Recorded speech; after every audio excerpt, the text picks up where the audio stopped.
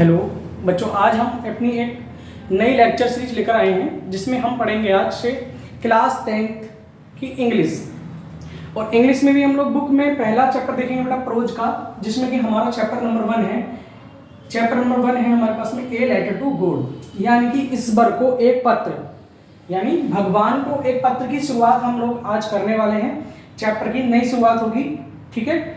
इसका हिंदी अर्थ भी हम लोग साथ साथ जानेंगे और हिंदी अर्थ कंप्लीट करने के बाद हम लोग देखेंगे अपने इस चैप्टर के इंपॉर्टेंट क्वेश्चंस जो कि हमारे यूपी बोर्ड के अंदर आने वाले हैं।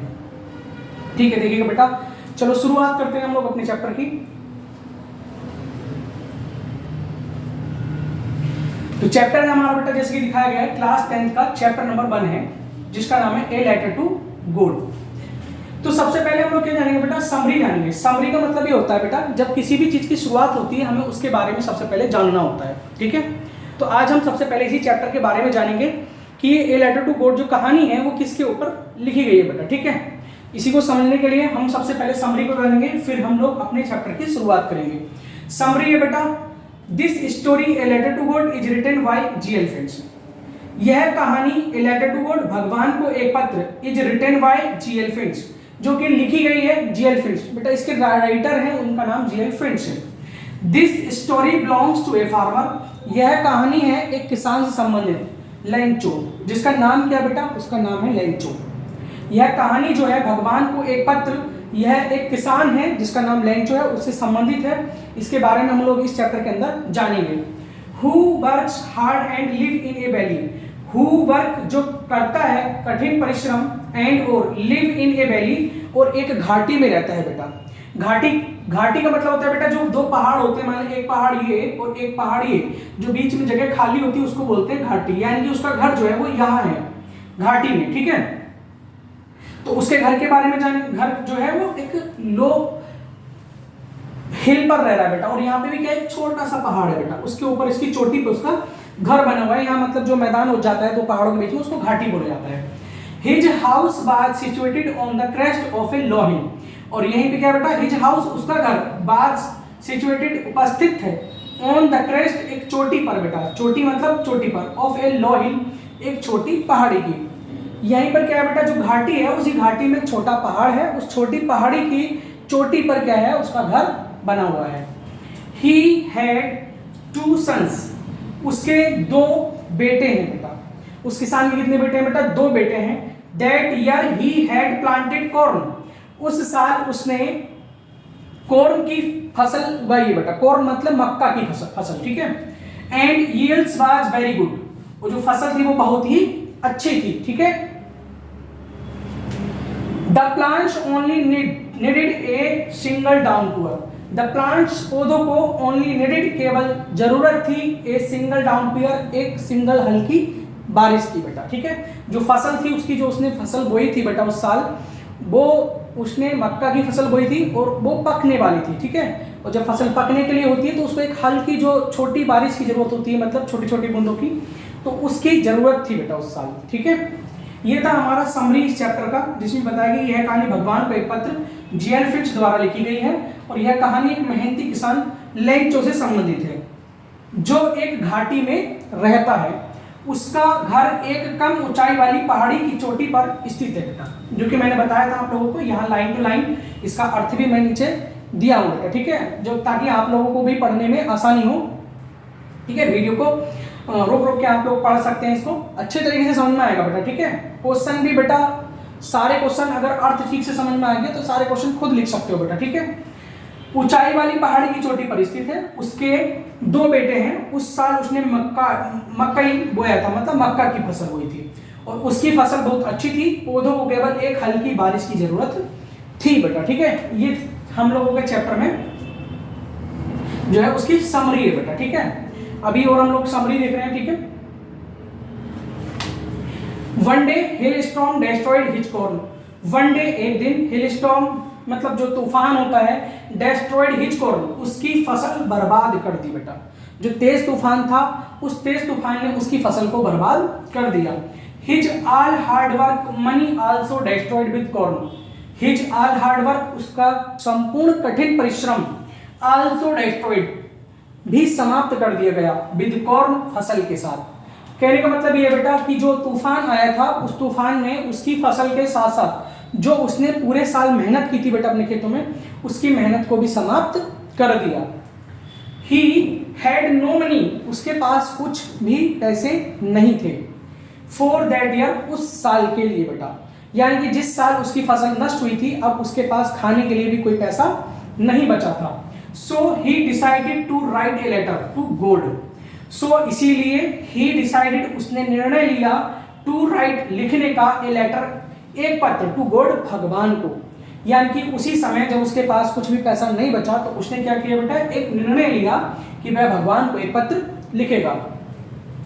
To get help from him, उससे मदद पाने के लिए।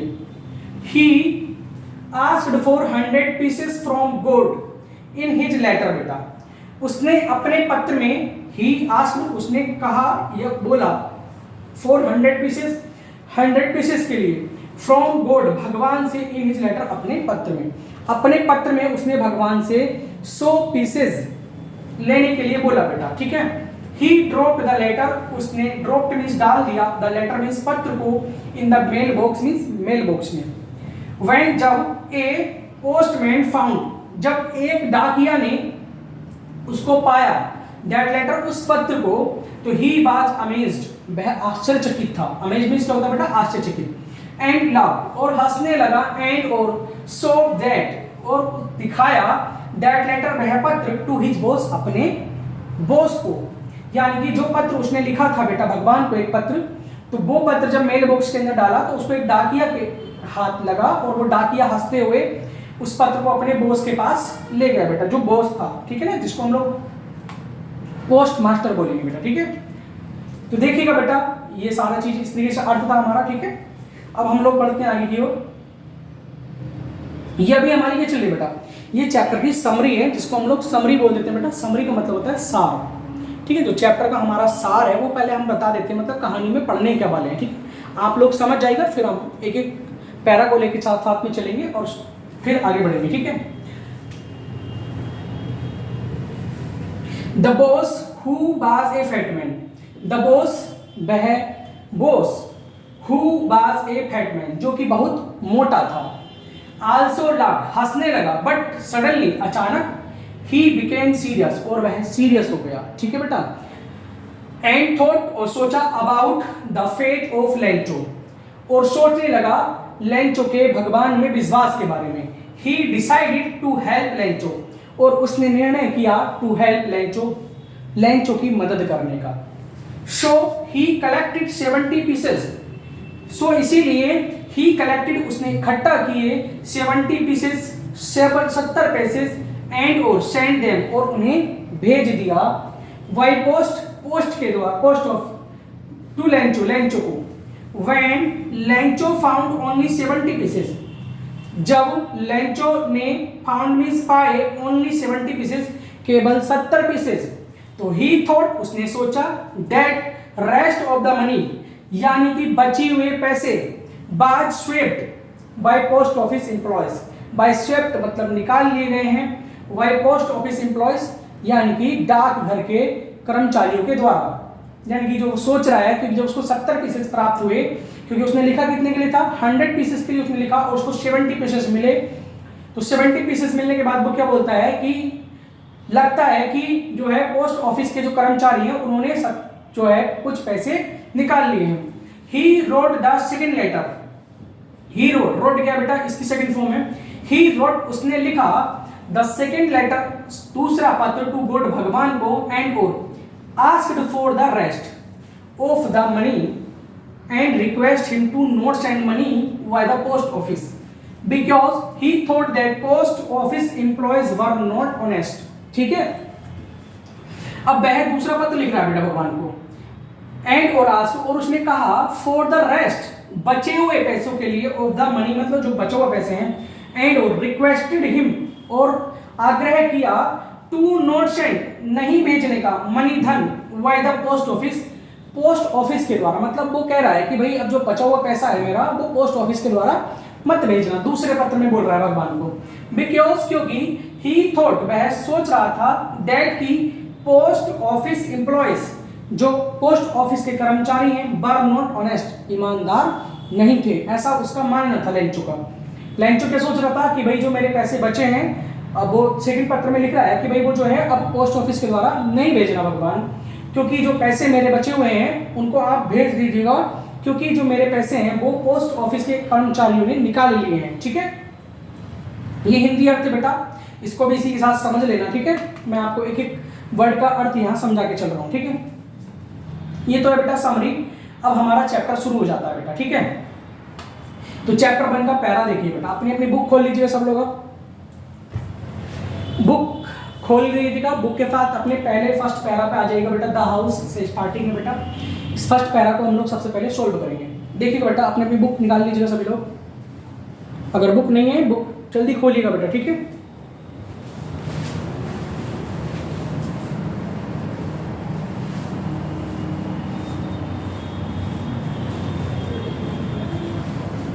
चलिए बेटा खोलिए आप सभी लोगों ने अपनी बुक। चलिए तो स्टार्ट करते हैं चैप्टर को। समरी में सभी लोगों को समझ में आ गया होगा कि हम लोग एक किसान के बारे में बात कर रहे हैं, जो कि एक छोटी सी पहाड़ी पर रहता है, जिसका नाम लेंचो है, जिसके 2 पुत्र हैं बेटा, और वो अपनी फसल उगाते हैं बेटा उस पहाड़ी के क्षेत्र में। उस साल उन लोगों ने यह गन्ने मतलब मक्का की खेती की है, जो कि एक बड़े बारिश भरे तूफान ने और ओलों के साथ जो तूफान आया था उसने उसको बर्बाद कर दिया है। उसके पास उस साल खाने के लिए भी कोई पैसा नहीं बचा है। उस पैसे को मंगाने के लिए वो भगवान को एक पत्र लिखता है, जो कि एक डाकिया के हाथ लगता है, और डाकिया उस पत्र को अपने बॉस को दिखाता है। बॉस थोड़ी देर हंसता है, और हंसने के बाद क्या करता है बेटा, एक निर्णय लेता है कि हम इसकी मदद करेंगे, और मदद करने के लिए वो सभी लोगों से कुछ पैसा इकट्ठा करता है, और पैसे में 70 पीसेस वो लोग इकट्ठा कर पाते हैं, और उन्हीं 70 पीसेस को इकट्ठा करके वो मेल के द्वारा लेंचो के पास भेज देते हैं। लेंचो जब अपने बॉक्स को मतलब पत्र को खोलता है और उसे वहाँ 70 पीसेस मिलते हैं, तो वह भगवान को दूसरा पत्र लिखता है और कहता है कि भगवान, जो मेरे बचे हुए पैसे हैं वो मुझे वापस करो, मगर लेकिन वो आपके पोस्ट ऑफिस के द्वारा मत भेजना, क्योंकि पोस्ट ऑफिस के कर्मचारी ईमानदार नहीं हैं। ऐसा था लेंचो का मानना। अब हम लोग देखते हैं बेटा अपने चैप्टर को। ये तो थी हमारी चैप्टर की समरी, यानी कि चैप्टर का सार। अब हम अपने चैप्टर की शुरुआत करेंगे। ठीक है, देखिएगा बेटा फर्स्ट पैरा, बुक सभी लोग खोल लिए होंगे। ठीक है, the house the only one in the entire valley. The house means घर, द ओनली वन केवल एक, इन द एंटायर वैली संपूर्ण घाटी में केवल एक ही घर था बेटा। सेट ऑन द क्रेस्ट, जो कि स्थापित था या उपस्थित था, of low hill. Crest means चोटी, of a low hill means एक छोटी पहाड़ी की। फ्रॉम हिट्स हाइट, उस ऊंचाई से वन कुड सी, कोई भी देख सकता था, द रिवर नदी को, एंड द फील्ड खेतों को, ऑफ रिप कॉर्न पकी हुई फसल को, dotted with the flowers. Dotted का मतलब होता है बेटा कहीं कहीं जो फूल उगाते हैं, मतलब खेत जब तुम देखा होगा जब कोई फसल उगती है तो कहीं कहीं कहीं कहीं जो फूल उगते हैं उसको बोलते हैं डॉटेड फ्लोवर।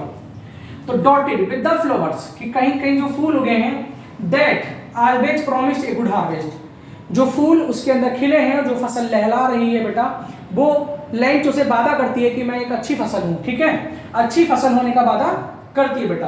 तो देखिएगा हिंदी लाइन यहाँ लिखी हुई बेटा, कम ऊंचाई वाली एक पहाड़ी की चोटी पर, यानी कि बसा हुआ संपूर्ण घाटी में यह अकेला घर था। उस ऊंचाई से कोई नदी और पके हुए मकई के खेतों को, जो कि अच्छी फसल देने वाले थे, देख सकता है। मतलब इनको जो है कोई भी व्यक्ति उस पहाड़ी की चोटी से फसल को देख सकता है, और जो बह रही नदी है उसको भी वो आसानी से देख सकते हैं। ठीक है, चलिए बेटा हम नेक्स्ट पैरा की ओर चलते हैं हम लोग अपने। द ओनली थिंग, केवल एक चीज, द अर्थ नीडेड, धरती को जरूरत थी। केवल एक चीज वो थी जिसको धरती को जरूरत थी। बाज ए डाउनपुअर और एट लास्ट ए सॉर। बाज ए डाउनपुअर का मतलब होता है हल्की फुहार। देखा होगा बेटा हल्की जो फुहार पड़ती है ना बारिश की छोटी छोटी बूंदों की, उसकी।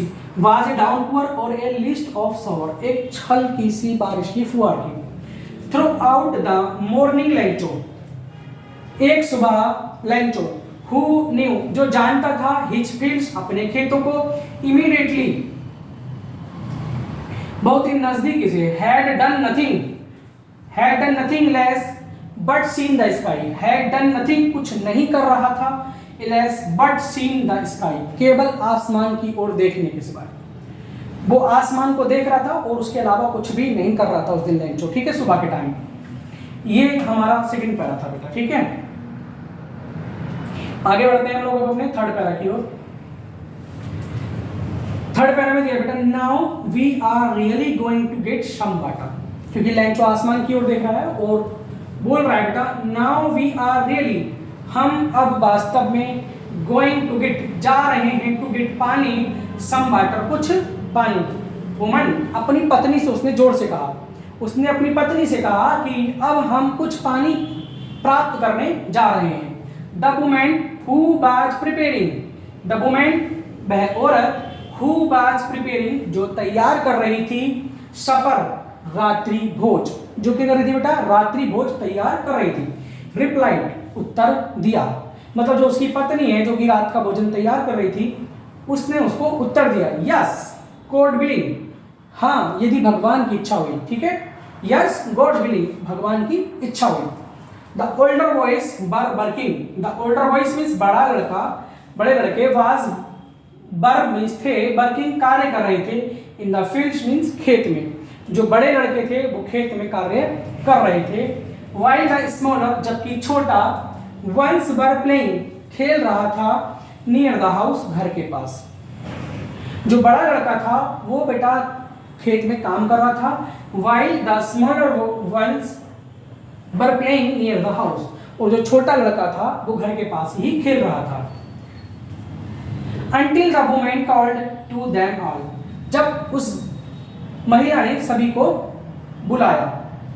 Come for dinner, आइएगा रात्रि भोज के लिए, डिनर का मतलब होता है बेटा रात्रि भोज के लिए, ठीक है, खाने के लिए बुला दी कि आ जाओ खाना खा लो बेटा। Was during the meal that, खाना खाने के दौरान, just as Lencho had predicted, just as Lencho, जैसा कि लेंचो ने, predicted मीन्स क्या होता है बेटा, भविष्यवाणी करना, ठीक है ना, क्या होता है प्रेडिक्टेड मींस क्या होता है, भविष्यवाणी करना, भविष्यवाणी की थी। Big drops of rain began to fall, बरसात की बड़ी बूंदें, बिगेन शुरू हो गई, टू फॉल मींस गिरना बेटा, जैसा कि लेंचो ने कहा था बरसात की बड़ी बूंदें गिरना शुरू हो गई। In the north east huge mountains of clouds, in the north east, in the north east means क्या होता है उत्तर पूर्व से, ह्यूज मीन्स बड़े बड़े, माउंटेन्स मीन्स पहाड़, ऑफ क्लाउड्स मीन्स बादल के, कुड बी सीन, देखे जा सकते थे, अप्रोचिंग, आते हुए। बेटा लेंचो ने जैसा कि कहा था वैसा ही हुआ, बड़ी बड़ी बारिश की बूंदें गिरने लगी और उत्तर पूरब की दिशा से क्या हुआ बेटा, बड़े बड़े पहाड़ बादलों के आते हुए दिखाई दिए। The air was fresh and sweet, जो हवा चल रही थी वो बहुत ही शुद्ध और मीठी थी बेटा, ठीक है, उसके साथ साथ में क्या चल रही थी बेटा, हवा चल रही थी जो कि बहुत शुद्ध और मीठी थी, मतलब मीठी का मतलब हो गया बेटा यहाँ पे मतलब जो कि बहुत ज्यादा मनमोहक थी बेटा, ठीक है। ये हमारा थर्ड पैरा भी समाप्त होता है बेटा। अब हम चलते हैं अपने फोर्थ पैरा की ओर। The man went out for no other reasons, the man means आदमी, मतलब यहाँ लेंचो की बात की जा रही है बेटा। वेंट मीन्स गया, ये गो की सेकंड फॉर्म है बेटा, क्या है, गो की second form. Went out for no other reasons, went out बाहर गया, फॉर नो अदर रीजन किसी और कारण से नहीं, then to have the pleasure, to have the pleasure केवल आनंद लेने के लिए या फील करने के लिए, ऑफ फीलिंग मीन्स महसूस करने के लिए, द रेन मीन्स बरसात को, ऑन हिज बॉडी मीन्स अपने शरीर पर, एंड और when he return he exclaimed, वह बिना किसी कारण के बाहर गया, मतलब कोई भी कारण नहीं था बेटा, वह बिना उसके बाहर गया और क्या हुआ, बारिश को अपने शरीर पर महसूस करने लगा, और जब वह वापस लौटा तो वह आश्चर्यचकित था, वह चिल्लाया, These are not raindrops falling from the skies, वह बहुत तेजी से चिल्लाया और बोला, These are not raindrops, ये बरसात की बूंदें नहीं हैं, अपनी पत्नी से कह रहा है, from falling from the skies, जो कि आसमान से गिर रही हैं, They are new coins, They are ये हैं new coins, नए सिक्के, यानी कि वह बहुत तेजी से चिल्लाते हुए बोला कि ये बरसात की बूंदें नहीं हैं, ये नए सिक्के हैं। The big drops are 10 cents pieces and the little ones are 5। वो जोर से चिल्लाते हुए बोलता है कि the big drops, जो बड़ी बूंदें हैं, are 10 cents, वो 10 सेंच के पीसेस हैं, एंड और द लिटिल वंस आर 5, और जो छोटी बूंदे हैं वो 5 पीसेस की हैं बेटा, ठीक है। ऐसा चिल्लाया लैंचो, चिल्लाते हुए बोला कि जो बड़ी बड़ी बूंदे हैं वो कोई भाई बारिश की बूंदे नहीं है, वो क्या है 10 सेंच का सिक्का है, और जो छोटी बूंदे हैं वो 5 सेंच का है, ठीक है। नेक्स्ट पैरा की ओर बढ़ते हैं बेटा हम लोग अपने। विद ए सेटिस्फाइड एक्सप्रेशन, एक संतोषजनक भाव के साथ बेटा, मतलब वो बहुत ही ज्यादा संतुष्ट था बेटा उसमें।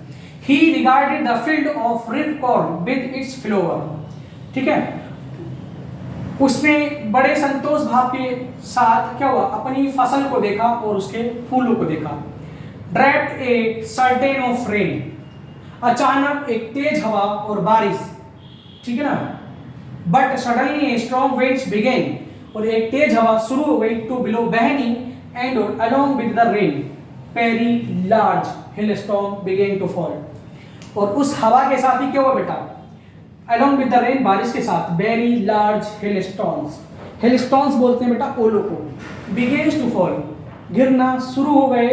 These truly did resemble new silver coins, जो बड़े बड़े ओले गिरने लगे थे वो वास्तव में क्या थे बेटा, दीज ट्रूली वास्तव में डिड रिजेंबल दिख रहे थे या प्रतीत हो रहे थे, न्यू सिल्वर कॉइंस नए चांदी के सिक्के की तरह, क्योंकि बेटा जो ओले गिर रहे थे आसमान से वो एक नए चांदी के सिक्कों की तरह चमक रहे थे। The boys exposing themselves to the rain ran out to collect the frozen pearls, लड़के बारिश में बाहर गए, ठीक है, और क्या करने लगे बेटा, बारिश में बाहर गए, ran out to collect the frozen pearls, और वो जमे हुए मोती हो, यानी कि ओलों को, फ्रोजन पल्स पेल्स का मतलब हो गया बेटा जमे हुए मोती।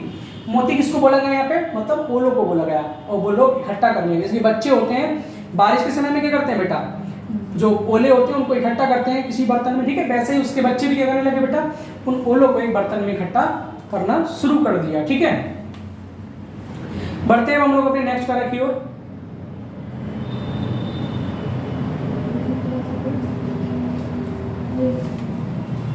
It is really getting bad now, अब बहुत ही बुरा हो रहा है, एक्सक्लेम द मैन, विसम्मित अवस्था में होकर लैंचो ने कहा। I hope it pass quickly, मैं आशा करता हूं कि यह बहुत जल्दी गुजर जाएगा, ठीक है। अब वह बहुत ही ज्यादा परेशान था और आशा कर रहा था कि यह जल्दी गुजर जाएगा। It did not pass quickly, और यह जल्दी नहीं गुजरा बेटा, मतलब ऐसा लैंचो सोच रहा था कि जल्दी गुजर जाएगा, but it did not pass quickly, और यह जल्दी नहीं गुजरा।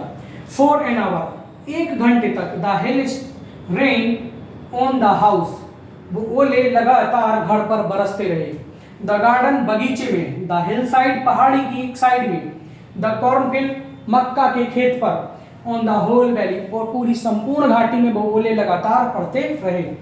मतलब जैसा कि लैंचो ने सोचा था कि जल्दी गुजर जाएगा, वह जल्दी नहीं गुजरा, और लगातार 1 घंटे तक बारिश हुई, और उस बारिश में क्या हुआ बेटा, लगातार ओले पड़ते रहे, और ये ओले उसके घर के ऊपर, उसके गार्डन में, बगीचे में, यानी कि हिल साइड, उस पहाड़ी की चोटी की साइड में, और द कॉर्नफील्ड, उसके पके हुए जो मक्का के खेत थे उसके ऊपर, ऑन द होल वैली, और पूरी संपूर्ण घाटी में लगातार ओले बरसते रहे। The fields was white as he covered with salt, the fields means खेत, बाज मींस थे, व्हाइट मींस सफेद सफेद, as if covered with salt, जैसा कि इन्हें नमक से ढक दिया गया हो। मतलब जब ओले पड़ते हैं तो बेटा ऐसा हो जाता है ना कि जैसे कि नमक से इसको ढक दिया गया हो, तो वैसा ही पूरा जो फील्ड थे वो ऐसे प्रतीत हो रहे थे जैसे कि इसको नमक से ढक दिया गया हो। Not a leaf remained, not a leaf, एक भी पत्ती, लीफ मींस होता है बेटा पत्ती, नॉट रिमेन्ड, नहीं बची थी, ऑन द ट्रीज, उन पेड़ों पर, जो उसकी फसल थी बेटा, उसकी फसल पर एक भी पत्ती भी नहीं बची थी, ठीक है। These corn was totally destroyed, these corn, ये मक्का, बाज में थी, टोटली डिस्ट्रॉयड, पूरी की पूरी तबाह कर दी गई थी। द फ्लावर्स वर गॉन, फूल भी गिर गए थे, फ्रॉम द प्लांट्स, पौधों से। लैंचो Saul was filled with sadness, इससे लैंचो बहुत ही ज्यादा दुखी था, मतलब उसकी जो आत्मा थी वो बहुत ज्यादा दुखी हो चुकी थी। When the storm had passed, और जब तूफान गुजर गया, he stood in the middle of the field, और वह अपने खेत के बीच में जाकर खड़ा हुआ। मतलब जब तूफान रुक गया बेटा, ठीक है, वह दुखी तो था, पूरी आत्मा उसकी दुखी थी, अपनी अंदर अंदर सोच रहा था, और अपने खेत के बिल्कुल बीच में जाकर खड़ा हो गया। एंड और सेड टू हिज सन्स, और अपने बेटों से कहने लगा। वह खेत में बीच में जाकर खड़ा हुआ बारिश रुकने के बाद, और अपने बेटों से कहने लगा। ठीक है, क्या कहा देखिएगा बेटा नेक्स्ट पैरा में। A plague of locusts, a plague means होता है एक झुंड, ऑफ लोकेटस मीन्स होता है बेटा टिड्डी का, would have lived more than this. यानी कि लैंचो अपने बच्चों से कह रहा है कि इससे ज्यादा तो अगर टिड्डियों का दल भी आता तो वह भी छोड़ जाता, इसने तो कुछ भी नहीं छोड़ा। ठीक है, the hell was left nothing, the hell was left nothing, तूफान ने कुछ भी नहीं छोड़ा। दिस ईयर, इस साल, we will have no corn, हमारे पास कुछ भी नहीं होगा। That night was sorrowful one, और वह रात बहुत दुख भरी थी। और जो उसकी रात थी बेटा, जिस रात की तूफान आया था और उस तूफान ने उसकी पूरी फसल को नष्ट कर दिया था, वह रात बहुत ही दुख भरी थी। ऑल अवर वर्क, हमारा संपूर्ण कार्य, फॉर नथिंग, कुछ नहीं रहा। मतलब लैंचो अपने बच्चों से कह रहा है कि भाई अब हमारी जो फसल है वो पूरी नष्ट हो चुकी है, इससे ज़्यादा फसल तो अगर टिड्डी का दल भी आता तो वो भी छोड़ जाता। इस साल हमारे पास कुछ भी नहीं है। वह रात लैंचो के लिए बहुत ही दुख भरी थी, और वह अपने बच्चों से कहने लगा कि जो भी काम हमने किया वह कुछ भी नहीं रहा। There is no one who can help us, यहाँ ऐसा कोई भी नहीं है जो कि हमारी मदद करेगा बेटा। We shall all go hungry this year, हम सभी इस साल भूखे ही रहेंगे। But in the hearts of all who lived in that solitary house in the middle of the valley there was a single hope. But परंतु in the hearts means दिल में या हृदय में, of all means सभी के, who lived जो रहते थे, in that solitary उस अकेली house में, in the middle बीच में, of the valley means घाटी के, there was a single hope वहाँ केवल एक ही आशा थी, help from God भगवान से मदद। यानी कि उस पूरी की पूरी घाटी में जो एक घर था उसमें जो लोग रहते थे, यानी कि लैंचो का जो परिवार उस घर के अंदर रहता था, वहाँ केवल उनके पास एक ही आशा थी, वो थी भगवान से मदद बेटा। हेल्प फ्रॉम गॉड, भगवान से मदद। Do not be upset, do not be upset, परेशान मत हो। Do not be so upset, इतना अधिक परेशान मत हो। इवन तो this seems like a total loss, ठीक है,